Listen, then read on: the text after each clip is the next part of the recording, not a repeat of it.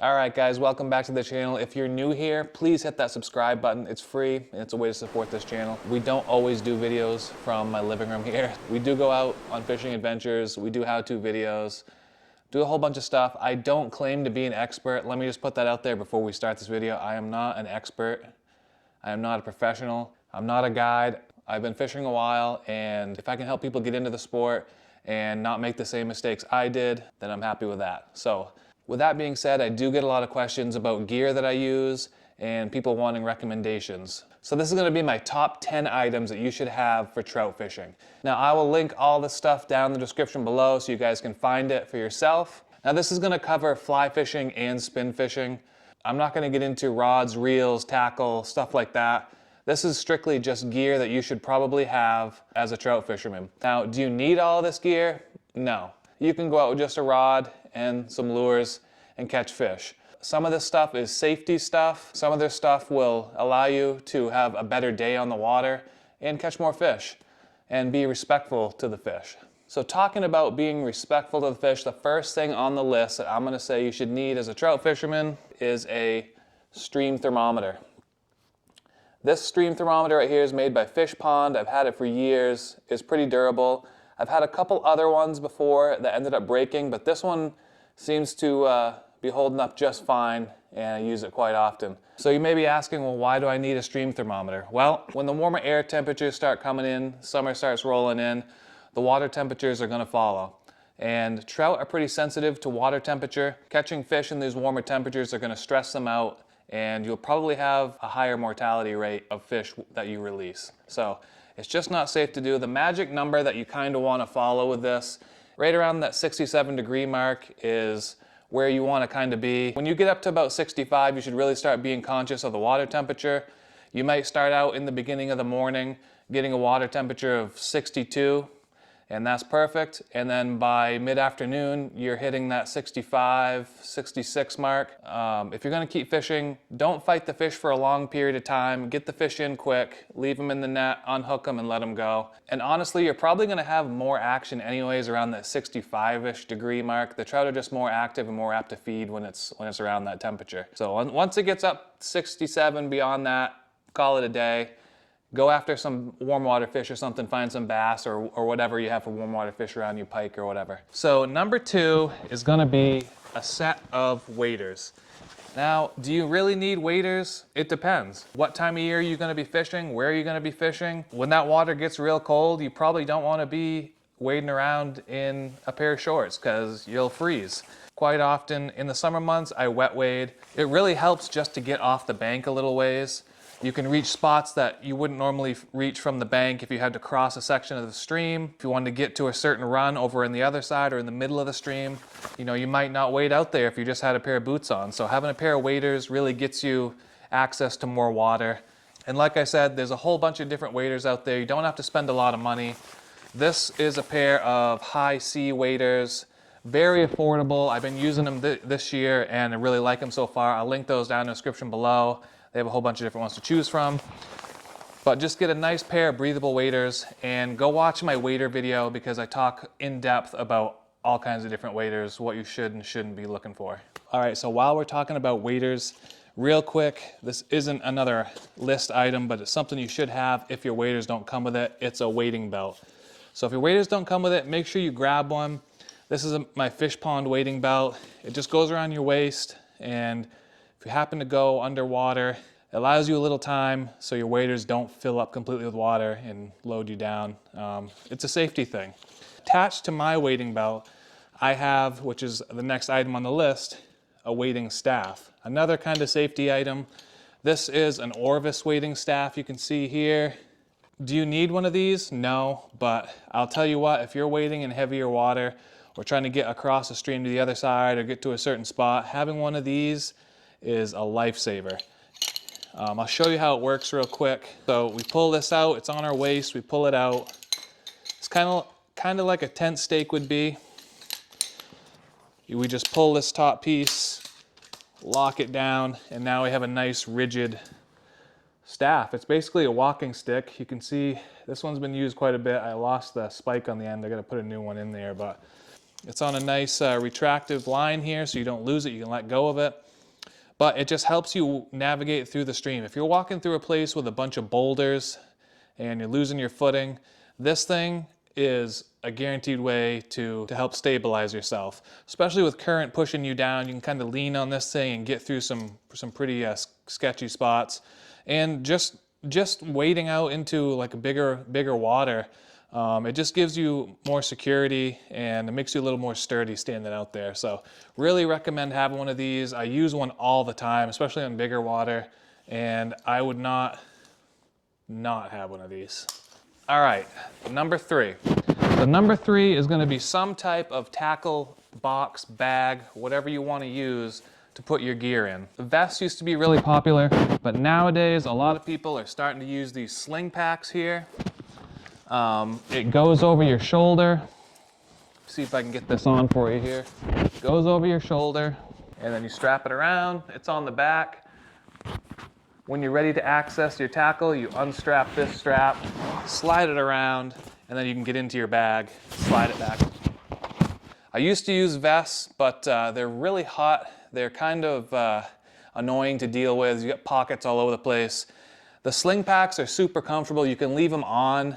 You can still access your tackle while it's on. This is a Sims sling pack. I'll link it down below. You don't need to spend a lot of money on this either. I mean, I know this is a fairly expensive pack, but they have a whole bunch of different options out there. This is the larger size sling pack. And I use this for fly fishing. Obviously, you can see I got all my tippet material there on the front. And when I'm not fly fishing, I just take my fly boxes out and I put my spin tackle in there. So it's dual purpose. I don't have, 2 or 3 different bags. I use one bag and it works great. I don't recommend using a hard side tackle box. Anyone that's ever used them knows that you spend all this time organizing all your stuff in those trays, and then it tips over and everything's everywhere. It's a mess. So doing it this way, buying a few of those little tackle boxes to put your stuff in, throwing it right in the bag, that's the easiest way. And we'll show you a few more accessories you can add to this. So the next thing I'm going to talk about are a good set of forceps or pliers. You have a whole bunch of different styles and lengths and stuff. I like Dr. Slick's. I'll leave these down in the description below. You can crimp barbs with these. You can crimp on split shot. It's got a little jig eye opener there. Some of them have little cutters on there. And then we also have a little line cutter, a nipper, just to cut your line. Don't do it with your teeth like I do. Get one of these. And when you tie your knot, cut your tag end with that. Pretty cheap little thing to have. So my forceps and my nippers live right on my chest pack here, right on the front, hooked to a zinger, which you can get. They make a whole bunch of different kinds. This is a Gerber zinger. I'll link it down below. But I clip them right on there so they're easy access. When I hook a fish and I need to get at those forceps, they're right here. I can pull them right off my chest, unhook the fish, let go, they come back up, I don't lose them, they're always right there. Same with the nippers, I hook them right on the same clip there, and super handy to just mount right onto your pack like that. But the next item you should have is some type of rubberized landing net. For trout especially, the rubber is fairly important. The theory behind the rubber is that when it's wet, it cradles the fish nicely and it doesn't affect the slime coat on the trout and expose them to infections or any other type of issues. Make sure you get one that's fairly deep. They make some of these that are cheaper where the basket is super shallow. It's not good when you get a fish in there and the net is shallow because it flops around and it can flop out. So having a deeper net, a deeper basket is definitely ideal. This is a Broden net. I can link it below. It's pretty expensive. You don't need an expensive one. They make cheap ones of these that work really well. We're talking about accessories we can add to our bag. Well, this is an accessory that attaches our net to our bag. And I've talked about this before. It's a magnetic net release. Right here, it's just a little magnet. You pull it, it comes apart, put it back together. I've used one of these for years and I couldn't imagine not using it. But you can buy these right on Trout Whisperer Tackle Company. I sell these myself. All you have to do is attach this to your bag somewhere in 2 places. But basically, so now we've got our net hanging here. And let me put on my bag so I can show you. So now my net is hooked to my bag here. It's out of the way, I can wade around, it's not getting caught on stuff. When I catch a fish, it's coming in, I can pull this off, it disconnects the magnet, it's still on the lanyard, I can net my fish. If the fish isn't ready yet, I can let go of the net. It's gonna stay attached to me with this lanyard. If the fish comes closer, I can pull it back in, net the fish, get my picture or whatever, and then hook this right back on my bag. Pretty simple, out of the way, nice clean setup. So I kind of threw in a few little extra things here and there, but I think we're on number 9. So number 9 is gonna be some type of measuring device. This is just a really cheap, I actually got this for free. You can get them for free all over the place, but they're just a couple bucks on Amazon if you want to pick one up. Some type of measuring device.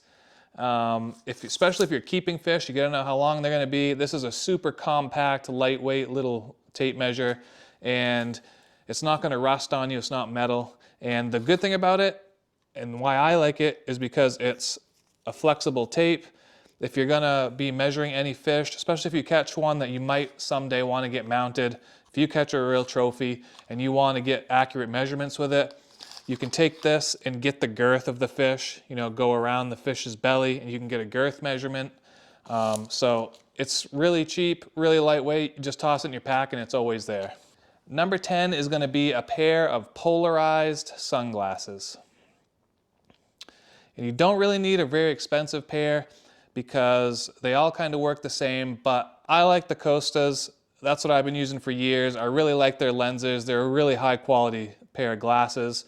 These are actually the Ferg XLs, the ones that I use because I have a messed up nose and my face is a little weird. I need bigger framed glasses to fit and protect my eyes. So that's what I got. You can see how they look there. I like the glass frames.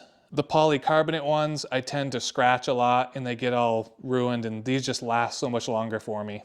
They're super comfortable. These are the most comfortable glasses that I've ever worn, and I love these things a lot. So if you don't think polarized sunglasses work, then you probably never used them before, because they absolutely do work. And the reason you would want them is so you can see down into the water, not just so you can potentially see fish swimming around, but if there's ever a glare on the water or you're fishing in really stained water and you can't really see the bottom very well, you put a pair of these on and you can see right through that stuff. You can see your fly better or your lure better in the water. You can see the action of it. You can see where you're wading. If you're wading in a place with a bunch of boulders and deep holes and you've got a glare on the water, you can't see any of it. Pop some of these on and you can wade through that thing so much easier. It's really incredible the difference that these make when you put them on. They also obviously protect your eyes from the sun, but when you're fly fishing especially, I always wear these as well, because when you're casting, you never know on that back cast, if the wind's blowing just right, it could catch your line and get it right in the eye. So I always try to wear my sunglasses, especially when I'm fly fishing. And number 11, shameless plug here. If you're spin fishing, you have to get some Trout Whisperer tackle lures. If you guys don't know already, I own a tackle company where I make my own trout spinning lures. So we got spoons, spinners, crankbaits, a bunch of stuff, different patterns and sizes to choose from. I'll leave a link down in the description below, as I usually do. If you guys want to help support this channel, go check it out. I make and design all of these lures myself, and they catch fish. They're all rigged with single hooks, which make it easy for catch and release fishermen. Single hooks hook up just as well as treble hooks. There's less damage to the fish, and you get snagged on bottom far less. I hardly ever lose any of these lures because of the single hooks. When I get snagged on bottom, I can generally get it out pretty quick and pretty easy. And I almost always get my lure back. So love fishing with these. Go check it out, Trout Whisperer Tackle Company. All right, guys, hope you guys enjoyed that video. If you liked it, please give it a thumbs up. Like I said, subscribe if you haven't already. And if you think I missed anything, leave it down in the comments below. I'd love to hear what you guys think, anything that I might have missed, or anything that you bring with you every time you go trout fishing. So thanks for watching, guys. We'll catch you in the next video. Oh, great.